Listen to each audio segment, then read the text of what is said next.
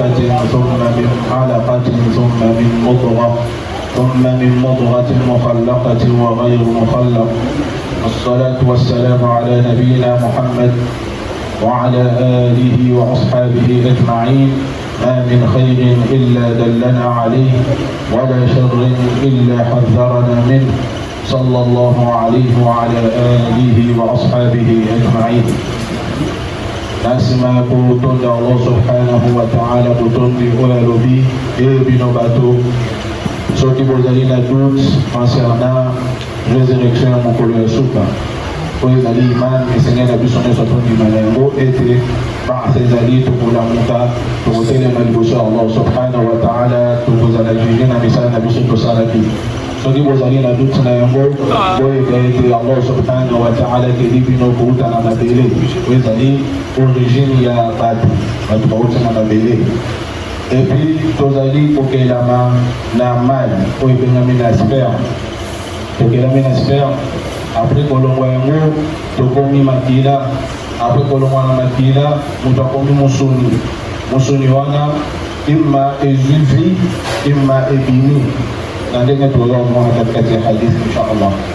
esengi kimia na bubuto ya Allah ezala likolo ya mtume wa biso Muhammad sallallahu alaihi wasallam, ezala likolo ya famille na ye, ezala likolo ya bakompagnon na ye. Mtume wa biso Muhammad sallallahu alaihi wasallam atiki eloko moko te ya malamu oyo eza na religion oyo ezali profitable epai na biso sauf kaka alakisa biso yango. Pe atiki eloko ya mabe te sauf kaka yapekisa biso aloba bozala mosika botika eloko wana soki botika yango te etumbo yango ezali boye. Kime ya Allah ezala likolo na ye, ezala likolo ya bakompagnon na ye, ezala likolo ya baunion oyo balandi nzela esimaki na mokolo ya suka. Solo hadithi ya lelo ezali hadithi ya munene oyo soki moto avandi ya medite ya moni atali ya comprendre yango ye akozala moto ya minene te na katikati ya mokili, parce que origine na ye ewuti na eloko te, eloko wana bakoki kolongola ngo mpe existe te. hadith oyo tozala lelo eza hadith ya makasi.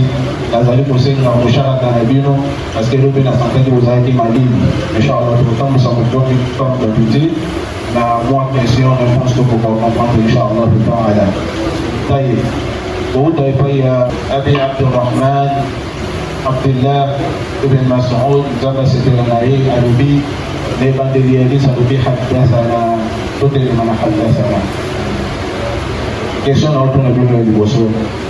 différence nini ezali entre hadathana na akhbarana. nabandi toyoka hadith akhbarana kaza kaza hadathana kaza kaza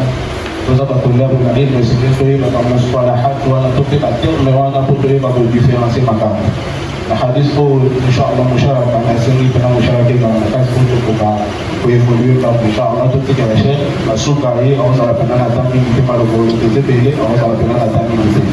طيب كم زميكو ناني أو كيس بيسوي ديفرنس entre حدثنا لا أخبارنا. طيب كيس عشان نعم.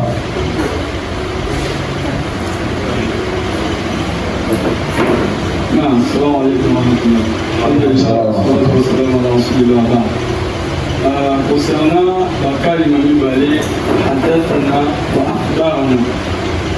حدثنا إزالي كلمة أولو إزولي ما يبايا أنتما لا كلمة فعل فعل بارو إزالي فعل أولو أكشن زولي يبايا أنتما لي أزالي كلوبا فأتبايو كيامو أباتي أنتما. أخبارنا فأزالي كوينفورمي بيسو concernant ما يقول أنتما لباي. بارك الله فيك. نانا دانا نباس أمنا وشاقا بيسي vraiment dans la réponse des compteurs et pas il y a dans l'ulama ya hadith où il y a حدثنا لا أخبرنا différence de l'idée là si on parle là dans la direction de comment aye bisinga yete plan informé ngai eleze le comment aye bisinga aye ko informé na ngala ngala ko aye bisinga et pas il y a dans l'ulama ya hadith ou babengi bango mutaakhirin bazali na différence entre حدثنا na akhbarana. حدثنا إذا متعب شو مع موقف يوزق ويبقى يدي اجتماع يبين شيو kasi akhbarana comme informé na yo ayebisi yo boye tosata problème ndete eloko oyo tangi wana ezali ntango bozwa hadith kote ya cheikh akoki olobela ye directement to mpaka kotanga na kati ya livre ya cheikh eza lokwa azwi information oyo cheikh apesi ye na yango différence entre ezali hadathana na akhbarana ayebisi biso hadathana wana elakisa nini prophète Muhammad sallallahu alayhi wa sallam ayebisi bango awa tomona eloko moko eza très important na hadith ndenge totanga yango inshallah taala alobi wahuwa sadiqu lmasduq mpona nini na ye yango ayelango parce que makambo oyo ezali koloba awa eza makambo oyo na epoke wana moto ayebaki yango ata te na epoke wana médecine ekomaki na mosika te po toyeba makambo nini ezoya aoyo olobela ndenge nini moto asalaka ndenge prophète na biso Muhammad sallallahu alayhi wa sallam azwi révélation azoyebisa biso parce que prophète alobanga sentiment na ete na makambo eza ya religion lolenge Allah subhanahu wa ta'ala lobi wala yantiqu anil hawa in huwa illa wahyun yuha ye alobanga sentiment te sauf ka ezala nini révélation ekiti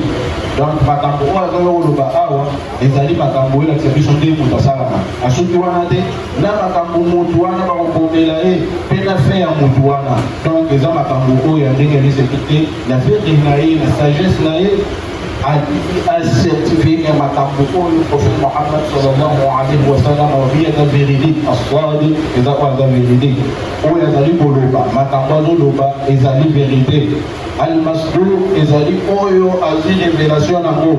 donc oyo angelo ainformé na yango ezali vérité yango lobi wahuwa sadiqu lmasduq ye huwa wana ezongela prophète Muhammad sallallahu alayhi wa sallam aza sadiq eza véridique oyo azoloba ezouta na monoko na ye eza vérité mpe almasduq oyo bayebi yango oyo azwi comme révélation eza mpe nini ezali vérité alobi boye inna ahadakum yujma khalqahu fi batni ummihi ila yawma certes moko na katikati na biso to mpe mutu moko to mpe mutu ye asalamaka na libumu ya mama na ye pendant 40 jours azali nini azali nutfa ezali sperme mai oyo ya kilo ye avandi na libumu ya mama na ye azali nini azali mai tayi to continue la hadith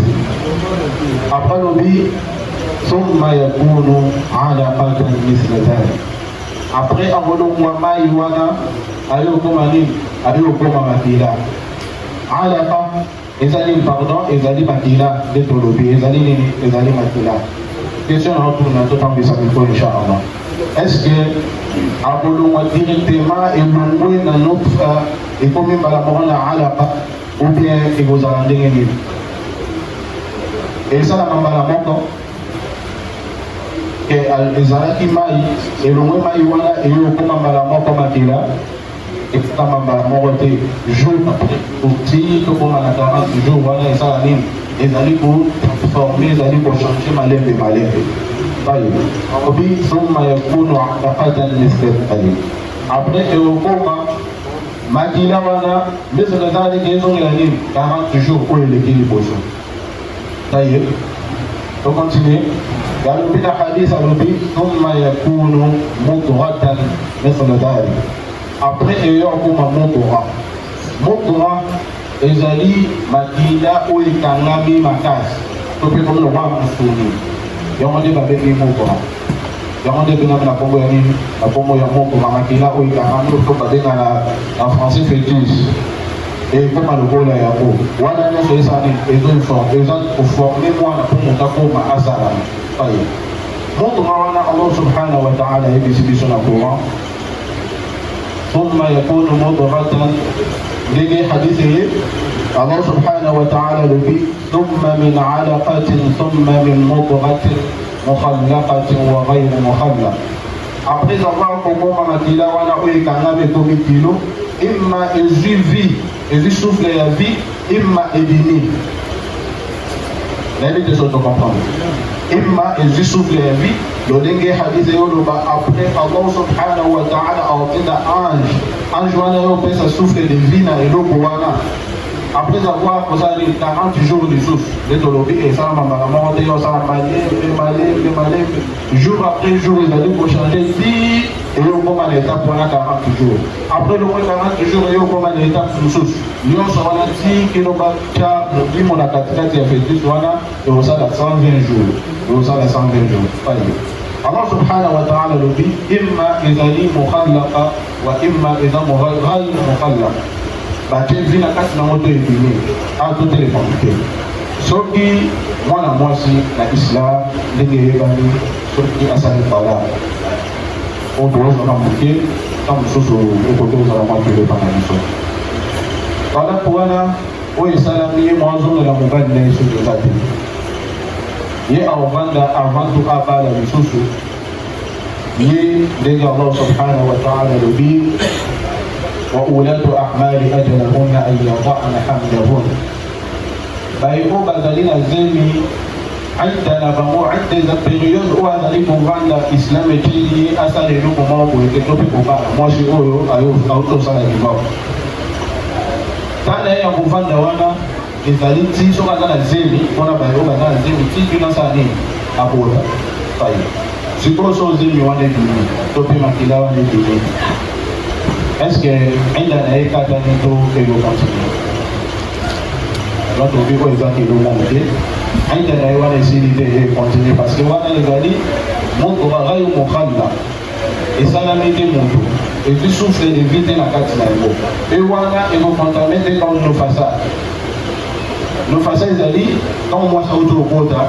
mwana soka bimi azalaka na koka benga na français loshi makili bimaka ye makila wana na période wana ensemble ya tetanatis ezanatis wana so ebimi wana ezali lufasa te ezali yango te parce que ezali mokura oyo eza vayo kokanda ndesa nini ebimi ye taye après avoir kolongwana vayo kokanda tozonga kokanda oyo doniki hadithi ye elobi thumma yursal ilayhi al-mal après avoir lié kokokisa 40 jours ya liboso kolongwa na mali après kokoma lisusu nini akomi makila anekanga mesa lokola mosuni Allah subhanahu wa ta'ala azali kozindela ange lobi tolobelaki eloko moko concernant ba ange elo concernant kozala na ekondi ya ba ange elo kala koto rabele biso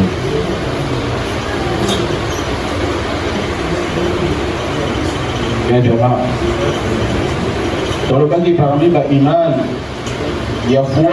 oza na iman parmi yango ezali kondima na ba ange n'est-ce pas tolobaki kolobi taye tolobaki parmi ba iman ya ba ange nini liseza na kati tolobaki ete Allah subhanahu wa ta'ala ateli bango nini na moto ange na ange azali na wakuka na ye topika azali na mosala oyo atindami na yango ange oyo eza te na kombo ange mo moayan oyo ayebani ye nde fasala boye te eza kombo oyo ange nyonso oyo Allah subhanahu wa ta'ala aopesa ye motindo akende kotya souffle de vie wana akende kosala nini akende kotya yango taye to continue na hadith après motindo angelu wana pesa souffle de vie esukaka wana te makambo nyonso biso toomona te na ntango o prophète Mohammed sallallahu alayhi wa sallam azatolo bango médecine ekomi nao na ntango wana te explike biso lelo eza boye lelo eza boye lelo eza boye oyo elakisa biso prophète Mohammed islam eza religion ya solo islam eza religion ya lokota te islam eza religion ya biseki te makambo prophète obiango kala est-ce que lelo médecine ye est-ce que lobi le contraire ya wana même makambo prophète alobi yango kande médecine yo confirme alors que islam prophète nabi Muhammad sallallahu alayhi wa sallam alobi dango déjà bikolo ebele na temps ebele avant tout médecine ya kodécouvrir ezalaka boye ezalaka boye keke découvrir yango ayebi te est ce que moto wana baokomela ye nini na momaza na kaka nini tai baotinda ye atya 4 maloba eza aba obi kalima normalement eza kalima te baotela ye destin na ye oyo Allah subhanahu wa ta'ala ayebaki lolenge tolobaki lobi imani ya destin eye concerné comme de makanga ya liboso ezani daga ya toli de kala papa ya ok pesa shaka kwa bandaki toza moko inshallah imani ya kada ya liboso tolobaki esenga nini العلم علم أيضا الله سبحانه وتعالى أيبا جنيا سوء سلام على مكين أيبي إلوكم متوقع سعلا ديجا إلو نايك لكاكي ديجا من يوسو أيبا كيامو طيب يبي بالي نقول لك أنا جاي بسوق تاسي ما بقول بجتة بسوق بجتة تاسي ما طيب كم سنة لكم سوق أو كنا بيفوت أو يودي كنا بيفوت توبيسا أو يودي كنا بيفوت توسيكا إينا أو نحن تبي سوسا بيفوت طيب يا جماعة أو نحن تبي سوسا بيفوت أو كنا نتابع بابي كيسا نبص نتابع بابي يبي بالي تقول ما وتابع بيعرف تكمل فوريتي أتابع فرنسي كمان طيب يا جماعة on dit pas quelque part dans les années, n'est-ce pas? On dit pas, on a des chefs qui posent en pays à Aïnou. Ça y est, chef. Donc, ils sont des gros, on le passe en micro. Et c'est un micro, ça y est. Il y a des années, marché à Giza. Ça y est. On le dit, il y a des années, marché après Aïnou. Allah subhanahu wa ta'ala a tiré un gros bateau. Après avoir évolué, il a tiré un gros vaisseau. Ça y est. On tourne à Sima. Autant gauche na sima toujours mon antenne va bouger. Soko bani micro, on m'a na papier tout le baka na sa micro inchallah. Ok chef. الكتاب الله سبحانه وتعالى الكتاب الله سبحانه وتعالى أقومي يمو أقومي يمو طيب يسوع otasima koto tozomona motu na katikati ota droite na sima napona te ok thank you طيب après wana Allah subhanahu wa ta'ala sani na akeli batu donc nyonso wana oyo esalama deja Allah ayebaki atie mashia asali nini atie qadar wana atie nyonso atindeli motu wana makambo wana ya liboso ezali baokomela risque awa eza mibale risque yakumu bihi lbadan oyo ezali ndeti kolia komela kolukala kosala nyonso risque wana baokomela ye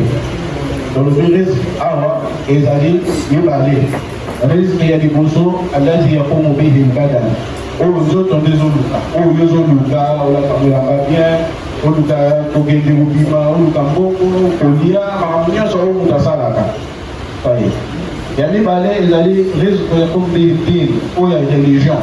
connaissance ozobima iman swala makambo nyonso osala ya ibada na nyonso Allah subhanahu wa ta'ala daokomela o nyonso ok jusqu'à présent ça va si c'est comme ça moto nezali ok رزق نوعان رزق يقوم به البدن ورزق يقوم به الدين يقوم zote zoluka mbongo kosala nyonso oyo moto asala emibaliza iman na yo o religion na yo ndenge ozopratike yango nyonso eza risque oyo Allah subhanahu wa ta'ala nyonso ekota na kati wana donc nyonso oyo osala na mokili ekoti na kati omemela odeposa na lipongo mama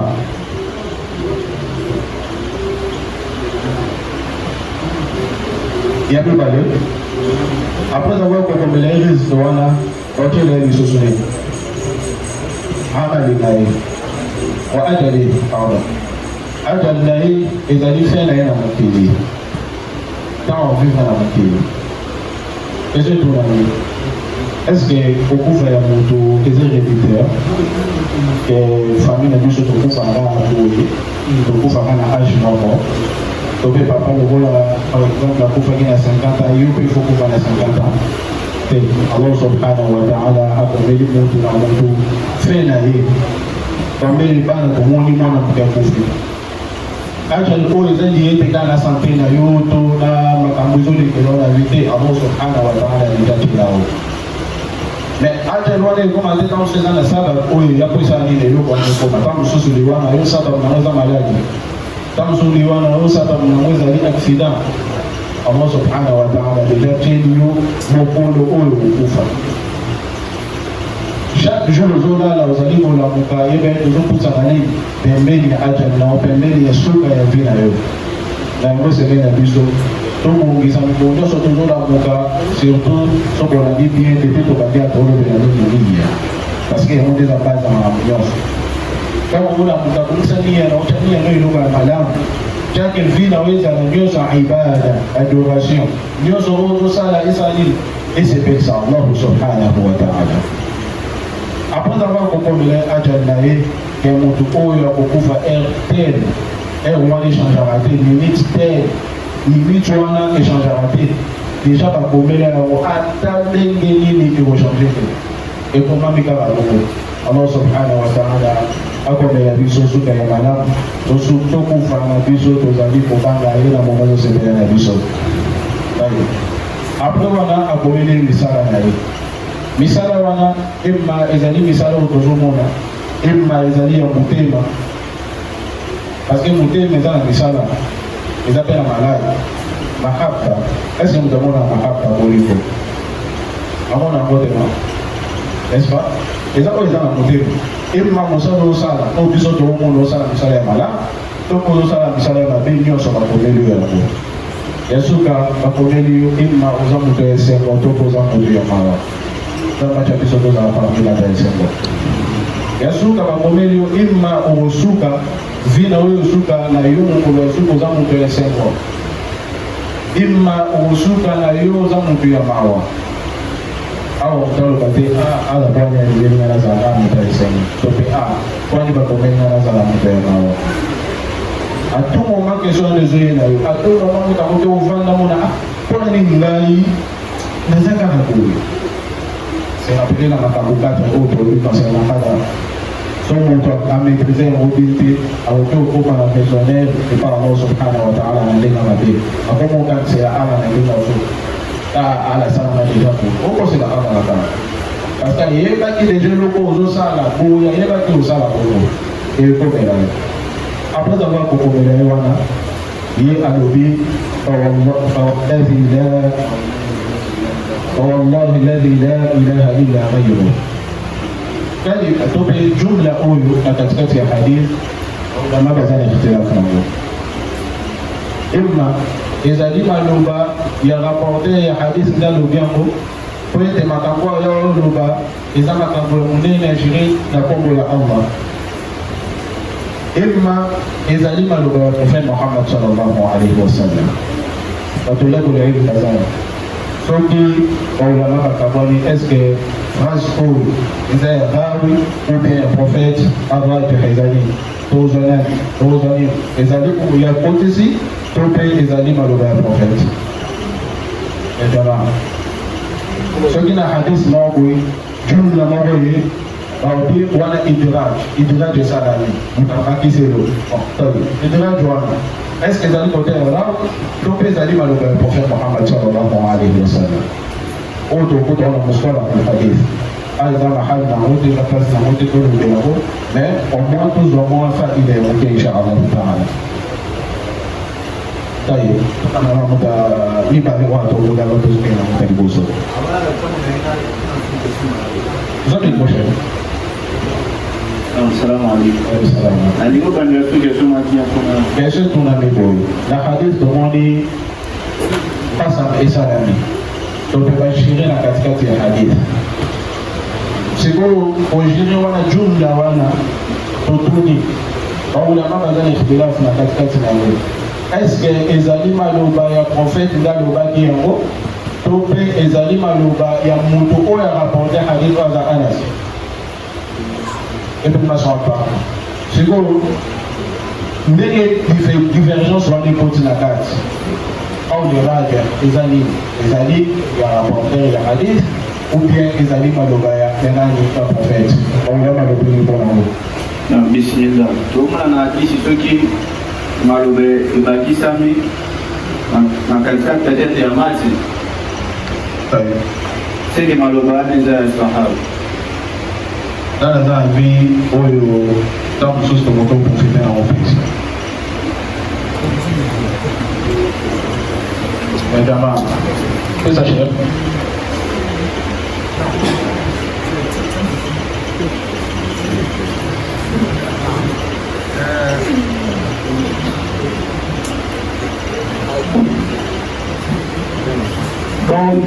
eza na kati ya hadis awa ezali te ke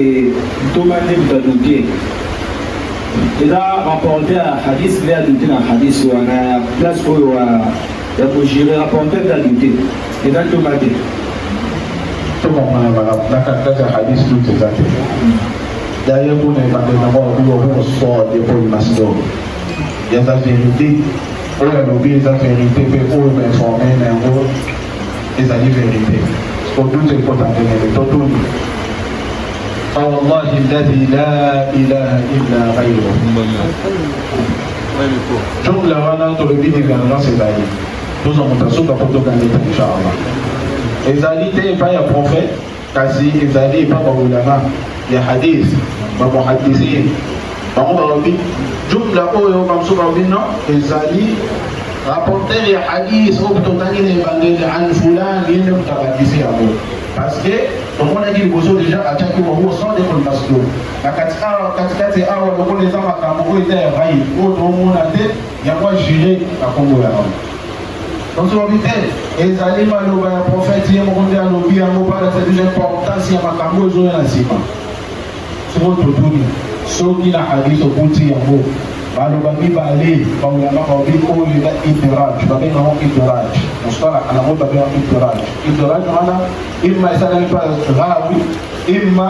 baobi eza maloba ya prophète divergence ezali al asl ozwango eza maloba ya prophète al asl ozwango eza maloba ya prophète sauf kaka so dalili eyeke elakisa biso ezali maloba ya sahaba tocomprendre soki divergence esalami baobi ke oyo ezali rawi nde yamuta alobi yango oyo baobi eza maloba ya prophète asl nango tozonga epai ya prophète mohamad sallallahu alaihi wasallam parce que eza na katikati ya hadith edelaki kokosana bandali imma na silsila ya barijal moto aloba an fulan ibn fulan an fulan oyo baoraconte hadith akokokota moto mosusu na kati ok imma ekoki okota na mati eza hadith yango moko maloba prophète ekoti na kati sikoyo jumla oyo to mpe phrase oyo divergence eza na kati ali to comprendre bien po comprendre eto lobi tobandeli soki divergence wana ekomi asl nango tozonga te eza maloba ya prophète e non eza maloba ya nani ya rao to comprendre ok alapi na kombo ya allah alapi na kalimatu tawhid kali la ilaha illa allah tozongi yango la ilaha illa lilaksini la ilaha illa allah elobini position photo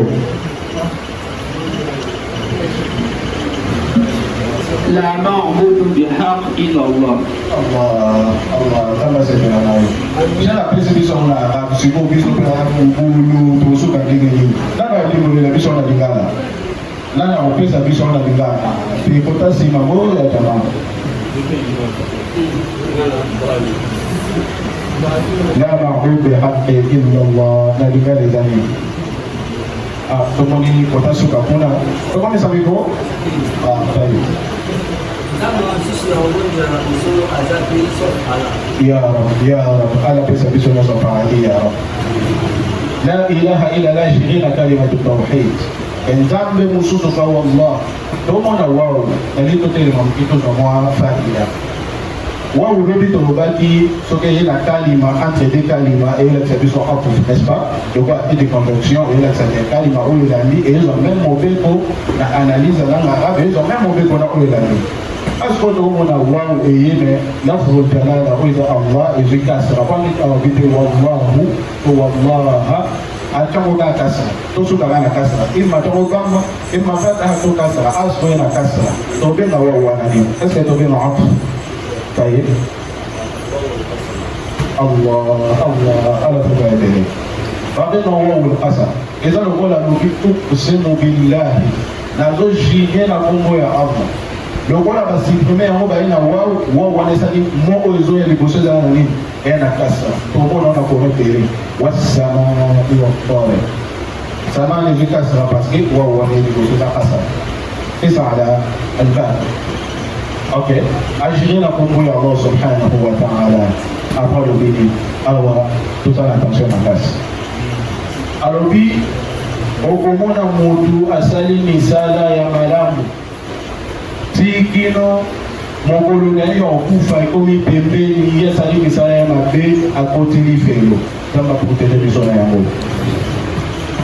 ndenge nini nzambe osala misala ya malamu apres na suka mai akoti lifelo aha chef tozongela moto pesa biso wangayanga tozongela esima ndenge nini omwa te wana eza justice ngapena telemisa mikono inshallah tozongela chefsi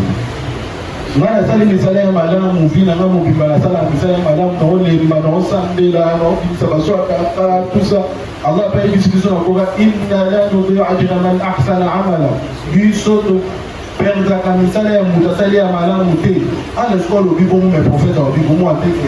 eke libanda akontredire ala asali misala ya malamu apres na suka nango ba akotili fe ala batela biso na yango omona ngo te eza justice. Est-ce que vous avez dit quoi dans le but bongo? Nous dit et le monsieur qui a tombé du coup que Charles tout le monde se réveille pour.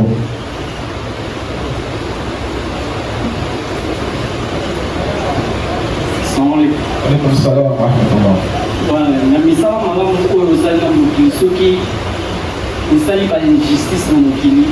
nde bolamu na wana ekosila nyonso. Faye, là, il y a pour les autres qui ont contraire les chefs. C'est-à-dire, où il y a bani,